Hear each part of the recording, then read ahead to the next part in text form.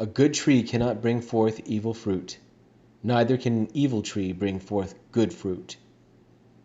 Matthew 7, verse 18. Then, the gospel of this day tells us that a good plant cannot produce bad fruit, and that a bad one cannot produce good fruit. Learn from this, brethren, that a good father brings up good children. But if parents be wicked, how can the children be virtuous? Have you ever, says the Redeemer in the same gospel, seen grapes gathered from thorns, or figs from thistles? Do men gather grapes from thorns, or figs from thistles? And, in like manner, it is impossible, or rather very difficult, to find children virtuous who are brought up by immoral parents. Fathers and mothers, be attentive to this sermon, which is of great importance to the eternal salvation of yourselves and of your children. Be attentive, young men and young women who have not yet chosen a state of life. If you wish to marry, learn this day the obligations which you can contract with regard to the education of your children. And learn also that, if you do not fulfill them, you shall bring yourselves and your children to damnation. I shall divide this sermon into 2 points. In the first, I shall show how important it is to bring up children in habits of virtue. And in the second, I shall show with what care and diligence a parent ought to labor to bring them up well. First point, how very important it is to bring up children in habits of virtue. 1. A father owes 2 obligations to his children. He is bound to provide for their corporal wants and to educate them in habits of virtue. It is not necessary at present to say more on the first obligation. Then there are some fathers more cruel than most ferocious of wild beasts, for these do not forget to nourish their offspring.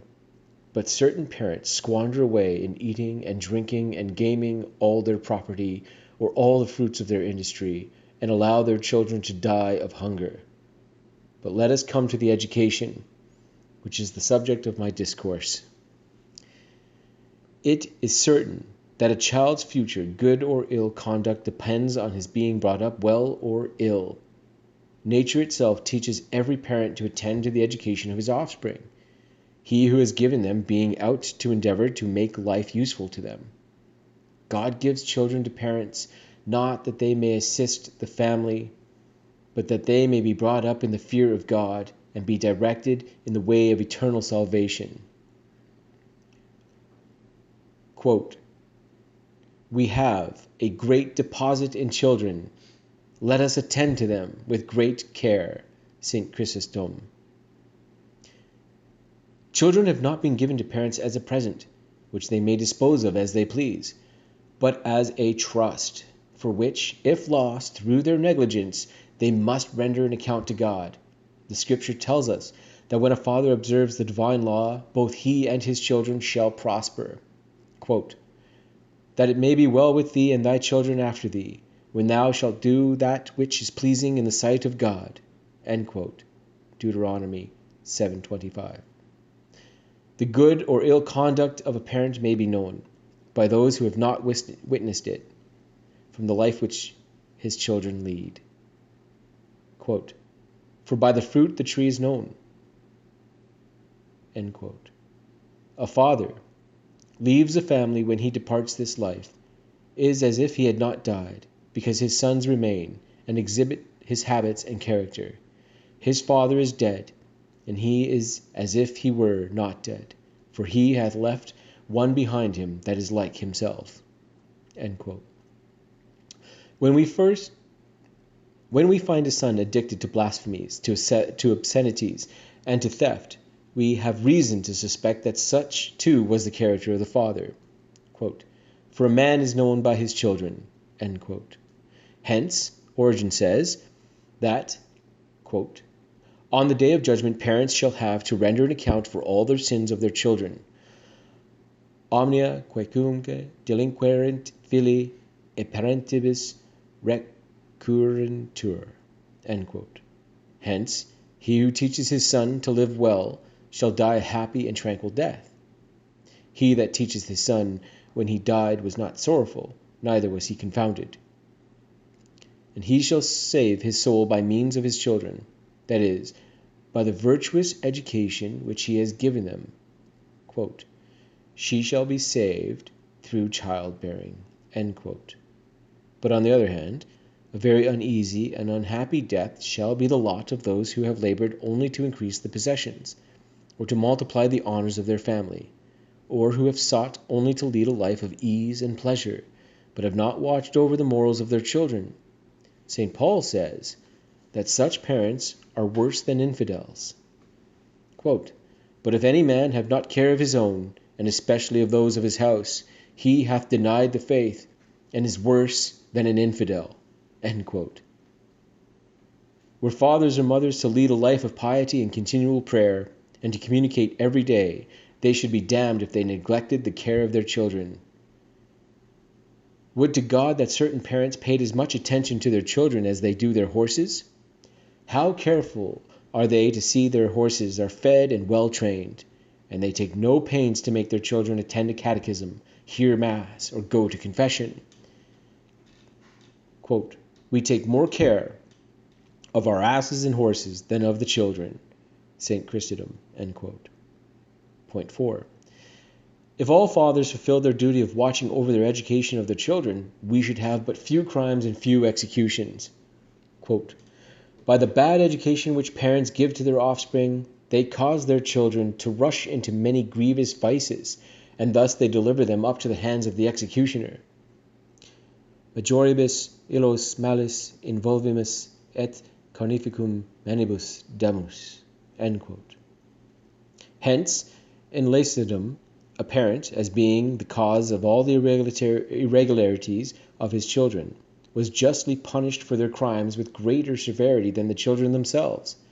Great indeed is the misfortune of the child that has vicious parents who are incapable of bringing up their children in the fear of God, and who, when they see their children engaged in dangerous friendships and in quarrels, instead of correcting and chastising them, rather take compassion on them and say, what can be done? They are young.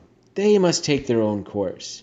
Oh, what wicked maxims! What a cruel education! Do you hope that when your children grow up, they shall become saints? Listen to what Solomon says. Quote, a young man, according to his way, even when he is old, he will not depart from it. End quote.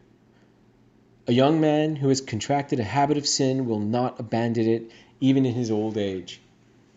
His bones, says Job, shall be filled with the vices of his youth, and they shall sleep with him in the dust. End quote.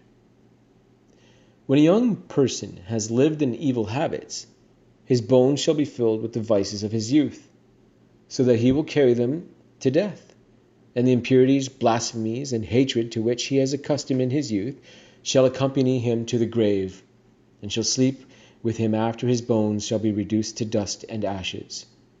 It is very easy, when they are small, to train up children to habits of virtue, but when they have come to manhood, it is equally difficult to correct them. If they have learned habits of vice, but let us come to the second point, that is, to the means of bringing up children in the practice of virtue. I entreat you, fathers and mothers, to remember what I now say to you. For on it depends the eternal salvation of your own souls and of the souls of your children. To the second point, on the care and diligence with which parents ought to endeavor to bring up their children in habits of virtue. St. Paul teaches sufficiently, in a few words, in what the proper education of children consists. He says that it consists in discipline and correction. Quote, and you, fathers, provoke not your children to anger, but bring them up in discipline and correction of the Lord. End quote. Discipline, which is the same as the religious regulation of the morals of children, implies an obligation of educating them in habits of virtue by word and example. First, by words. A good father should often assemble his children and instill into them the holy fear of God. It was in this manner that Tobias brought up his little son. The father taught him from his childhood to fear the Lord and to fly from sin. Quote, and from his infancy he taught him to fear God and to abstain from sin. End quote. The wise man says that a well-educated son is the support and consolation of his father. Quote, instruct thy son, and he shall refresh thee, and shall give delight to thy soul. End quote. But, as well-instructed son is the delight of his father's soul, so an ignorant child is a source of sorrow to a father's heart. For the ignorance of his obligations as a Christian is always accompanied with a bad life. Cante Pratensis relates that in the year 1248, an ignorant priest was commanded in a certain synod to make a discourse. But while he was greatly agitated by the command, the devil appeared to him and instructed him to say, quote, "The rectors of infernal darkness salute the rectors of parishes, and thank them for their negligence in instructing the people, because from ignorance proceed the misconduct and the damnation of many." End quote. The same is true of negligent parents. In the first place, a parent ought to instruct his children in the truths of faith, and particularly in the four principal mysteries. First, that there is but one God, the Creator and Lord of all things. Secondly, that this God is a remunerator, who in the next life shall reward the good with the eternal glory of paradise, and shall punish the wicked with the everlasting torments of hell. Thirdly, the mystery of the Holy Trinity, that is, that in God there are three persons, who are only one God, because they have but one essence. Fourthly, the mystery of the incarnation of the divine Word of the Son of God, and true God, who became man in the womb of Mary, and suffered and died for our salvation. Should a father or mother say, "I myself do not know these mysteries," can such an excuse be admitted? That is, can one sin excuse another? If you are ignorant of these mysteries, you are obliged to learn them, and afterwards teach them to your children. At least send your children to the catechism. Oh, what a mystery to see so many fathers and mothers who are unable to instruct their children in the most necessary truths of faith, and who, instead of sending their sons and daughters to the Christian doctrine on festivals, employ them in messages or other occupations of little moment. And when grown up, they know not what is meant by mortal sin, by hell or eternity. They do not even know the Creed, the Pater Noster, or the Hail Mary, which every Christian is bound to learn under pain of mortal sin. Point 6. Religious parents not only instruct their children in these things, which are the most important, but they also teach them the acts which ought to be made every morning after rising. They teach them, first, to thank God for having preserved their life during the night. Secondly, to offer to God all the good actions which they will perform, and all the pains which they shall suffer during the day. Thirdly, to implore of Jesus Christ and Most Holy Mary to preserve them from all sin during the day. They teach them to make every evening an examen of conscience and an act of contrition. They also teach them to make every day the acts of faith, hope, and charity, to recite the rosary, and to visit the Blessed Sacrament. Some good fathers of families are careful to get a book of meditations read, and to have mental prayer in common for half an hour every day. This is what the Holy Ghost exhorts you to practice. Hast thou children? Instruct them and bow down their neck from their childhood. Endeavor to train them from their infancy to these religious habits, and when they grow up they shall persevere in them. Accustom them also to go to confession and communion every week. Be careful to make them go to confession when they arrive at the age of 7, and to communion at the age of 10. This is the advice of St. Charles Borromeo. As soon as they attain the use of reason, make them receive the sacrament of confirmation. 7. It is also very useful to infuse good maxims into the infant minds of children. Oh, what ruin is brought upon children by the father who teaches them worldly maxims. Quote, "You must seek the esteem and applause of the world. God is merciful. He takes compassion on certain sins." End quote. Miserable the young man who sins in obedience to such maxims. Good parents teach very different maxims to their children. Queen Blanche, the mother of St. Louis, King of France, used to say to him, quote, "My son, I would rather see you dead in my arms than in the state of sin." End quote. Oh, brethren, let it be your practice also to infuse your children certain maxims of salvation, such as, quote, "What will it profit us to gain the whole world if we lose our own souls? Everything on this earth has an end, but eternity never ends. Let all be lost, provided God is not lost." End quote. One of these maxims, well impressed on the mind of a young person, will preserve him always in the grace of God. Point 8. But parents are obliged to instruct their children in the practice of virtue, not only by words, but still more by example. If you give your children bad example, how can you expect that they will lead a good life? When a dissolute young man is corrected for a fault, he answers, "Why do you censure me when my father does worse?" Quote, "The children will complain of an ungodly father because for his sake they are in reproach." End quote. How is it possible for a son to be moral and religious when he has had the example of a father who is accustomed to utter blasphemies and obscenities, who spent the entire day in the tavern, in gaming and drunkenness, who was in the habit of frequenting houses of bad fame and of defrauding his neighbor? Do you expect that your son will go frequently to confession when you yourself approach the tribunal of penance scarcely once a year? Children are like apes. They do what they see their parents do. It is related in the fables that a crabfish one day rebuked its young for walking crookedly. They replied, "Father, let us see you walk." The father walked before them more crookedly than they did. This is what happens to the parent who gives a bad example. Hence, he has not even courage to correct his children for their sins which he himself commits. Point 9. But though he should correct them by words, of what use is his correction when he sets them a bad example by his acts? It has been said in the Council of Bishops that, quote, "Men believe the eyes rather than the ears."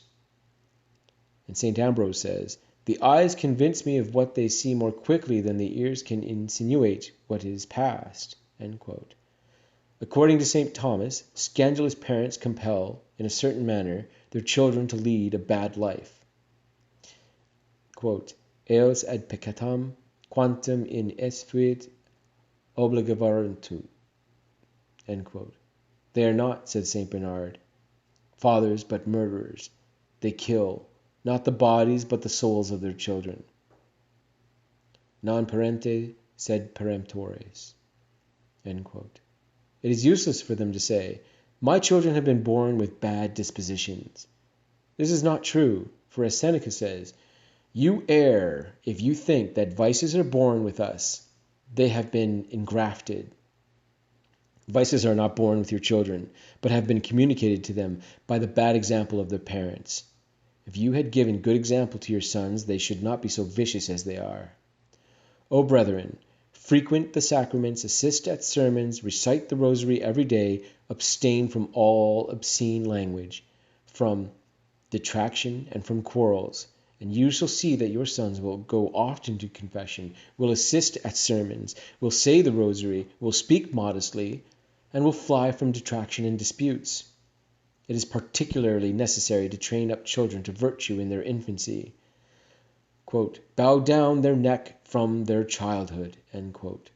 For when they have grown up and contracted bad habits, it will be very difficult for you to produce by words any amendment in their lives. To bring up children in the discipline of the Lord is also necessary to take away from them the occasion of doing evil. Hence, a father must, in the first place, forbid his children to go out at night, or to go to a house in which their virtue might be exposed to danger, or to keep bad company. "Cast out this bondwoman and her son," said Sarah to Abraham. She wished to have Ishmael, the son of Agar, the bondwoman, banished from her house, that her son Isaac might not learn his vicious habits. But companions are the ruin of young persons.